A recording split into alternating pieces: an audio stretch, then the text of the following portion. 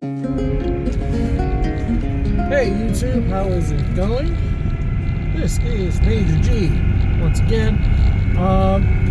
This time coming to you with some more good old Grand Canyon tips. So I think I'm just out on the run and grab something to eat, and I figured I would tell you guys about how to get to and from Grand Canyon, Arizona.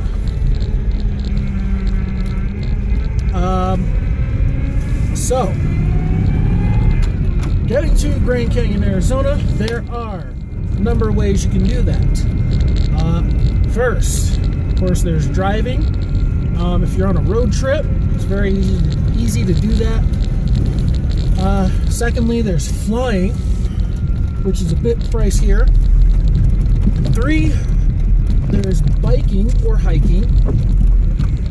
And 4 is the train. So, usually I'm going to go with number 1, biking. Not biking, driving. Now, usually I'll go with number 2 first. So, number 2 was flying. So, we do actually have a small airport just outside the park itself. Very short drive, probably about a 10 or 15 minute drive. Turn that down. There we go. About a 10 or 15 minute drive from the park, from the actual park gate. It's in a town called Tucson. It's a very small airport, so if you know how to fly, if you have your own pilot's license, you can fly into there and then just kind of take a taxi in. Otherwise, or if you're coming in from Vegas, there are charter flights that come in. That would be Grand Canyon Airlines and or Vision that do that. Those are short little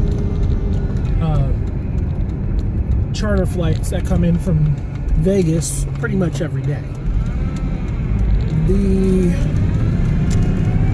However, the closest major airports are about 200 and some odd miles away, and there are only 2 of them. There's Phoenix Sky Harbor Airport, which is in Phoenix naturally, and then there's McCarran International Airport, which, if you've ever played Fallout New Vegas, you know is right on the strip in New Vegas. Not New Vegas. Right on the strip in Las Vegas. So generally what people do, probably the easiest way in terms of convenience, is coming in from Las Vegas. There are ways to get here from Phoenix. Generally what most people do is they rent a car if they're flying into Phoenix. Otherwise, there's a small shuttle company known as Arizona Shuttle, which operates all over Arizona. It'll probably take you about a couple days to get here using that method, because they only run a few routes up here, and our route only comes in from Flagstaff, so you have to ride in to Flagstaff and then wait for wait for an Arizona Shuttle to take you up here. And there's only about 2 or 3, depending on the time of year, that they actually come here. Now, in terms of the convenience from Las Vegas is much easier. As I mentioned, you can take a charter flight. There are many tours that come in here every day from Las Vegas. Most of the people arrive by bus. That's an option you can do. You can take a bus ride over here, and that's pretty common. People will usually leave out of here by bus, and that's about a 5-hour trip, I believe. I think it's about $100 each way per person, and they can drop you off and they can pick you back up. Those buses usually get here in the afternoon, and they leave in the afternoon. And then there's the charter flights, the buses. You can also rent a car naturally from Las Vegas. You can also rent a car naturally from Las Vegas and drive it in here. But those are the main ways to get here: bus or flying in from Las Vegas. that is pretty much it that operates between here and there. The other methods are driving in. Once again, that's actually pretty simple. If you're driving in from Las Vegas or Phoenix, it's pretty much a straight shot. Las Vegas, you just take 93 out to south into Arizona, cross River Dam, and not necessarily in that order, and then down to I-40, and then you come east. Eventually you'll get to Williams, and right after Williams you'll see a sign that says 64, State Route 64. Just take that to Grand Canyon. From Phoenix, all you need to do is take Interstate 17 north. That takes you right to Flagstaff. From Flagstaff, you can either take Route 180, which is a very beautiful drive. At some point, I'll probably be showing you guys that.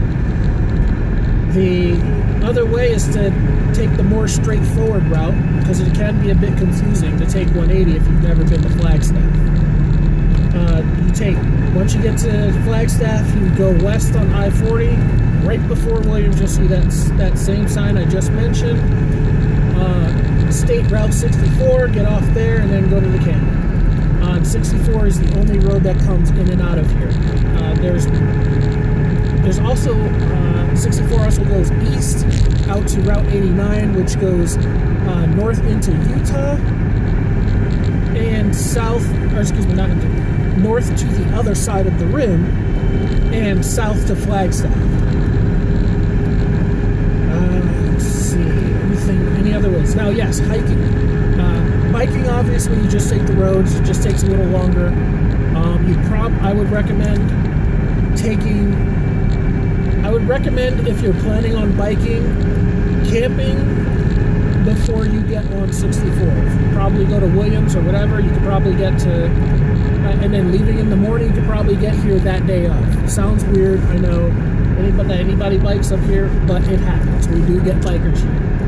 And it's a very good idea. The reason I recommend doing that during leaving in the morning is because it's about a 60-mile ride or drive, and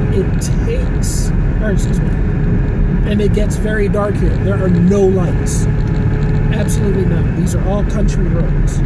That includes on Interstate 40. There's next to no lights on that road. Now, next, as I mentioned, is hiking. Generally, what people do when they hike is they usually will take they will generally be coming over from the North Rim. North Rim is very straightforward. You just go down the North Kaibab Trail, and then come across the river, and then we recommend you come up Bright Angel Trail. And that brings you right to the main town area. And finally is the river.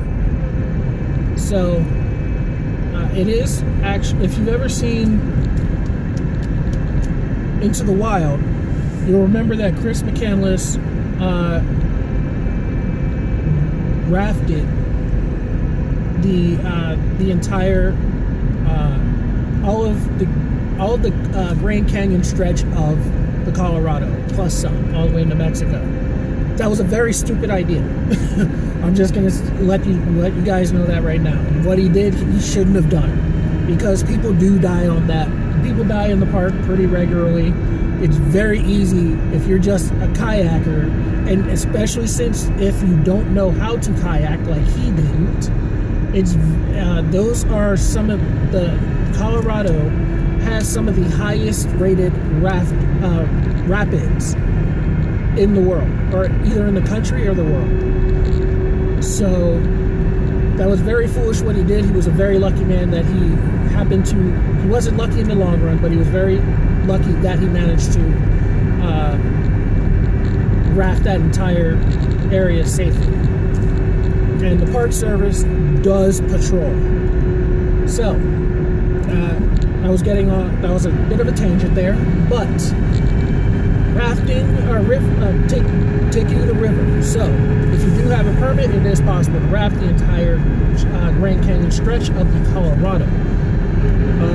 A lot of times people will go up to Lee's Ferry, which is on the very, it is most northeast portion of Grand Canyon. It's pretty much where the canyon officially starts. And you can raft there, and that can be a day trip, or you can raft the entire thing. A lot of times people will just leave from Lee's Ferry and then raft down to Phantom Ranch, which is the lodging that is inside of Grand Canyon, inside of the Grand Canyon, or one of the lodgings, I should say. It's the one that's within the Park Service borders. And then from Phantom Ranch, they'll hike up. So those are all the different methods: driving, flying, busing, hiking, biking, and rafting. Those are all the methods that it takes to get to Grand Canyon. If you ever do happen to come here, and let's say you hike or something, or whatever, just make sure you have plans and backup plans for getting in and out. This is not a city. We do not have regular transportation leaving all the time. So if you miss any of the buses, you are stuck. You will have to cross your fingers and hope that there is a good Samaritan who just happens to be going the same direction that you're going. So, or you'll have to end up spending the night, and sometimes we just don't have enough rooms. Sometimes we're actually sold out. Not necessarily in the wintertime, but in the summertime, that's pretty often. Spring, summer, and fall is very, very often. All right, so I believe I've just gotten to my destination. I'm going to grab something for McDee's. One more tea. So of course there were the ways of getting in here. There's driving, flying, hiking, biking, busing, and rafting. And there's one more I almost forgot to mention, which is the train. Now, we do actually have a train that comes in here. If you saw my introduction video, we do actually have a train that comes in here every day. It comes here from Williams. It is not a tour train, it is a commuter train. Comes in from Williams once a day, leaves there at about 9:30 in the morning. It gets here at about 11:45, and it departs from here at about 3:30 and gets back to Williams somewhere around 6 o'clock-ish. Now with the train, all you need to do is just make sure you're there at the in Williams. Of course, you need to make your reservations beforehand. I believe that's around $100 a person. And that's actually, from what I hear, it's actually a pretty cool ride. I haven't had a chance to do it myself yet, but apparently there are shows. They do all sorts of kind of Wild West shows with that.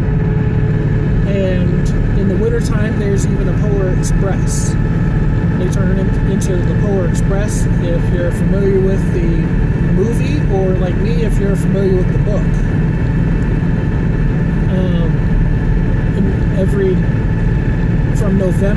From late November to about early January, they do a Polar Express steam train. So, to round all of that up, there's your driving, hiking, or driving, flying, hiking or biking, rafting, and the train. So, those are pretty much all the ways you can get here to Grand Canyon or leave here from Grand Canyon. Alright?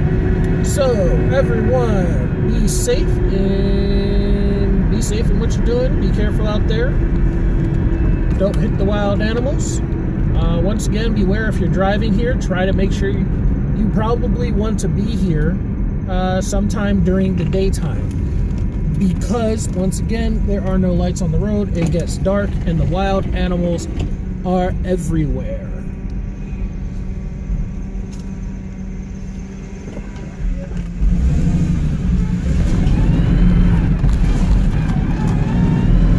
Sorry, slipped on some ice there. All right. So, you guys, take care of yourselves. Party on. And be excellent to each other.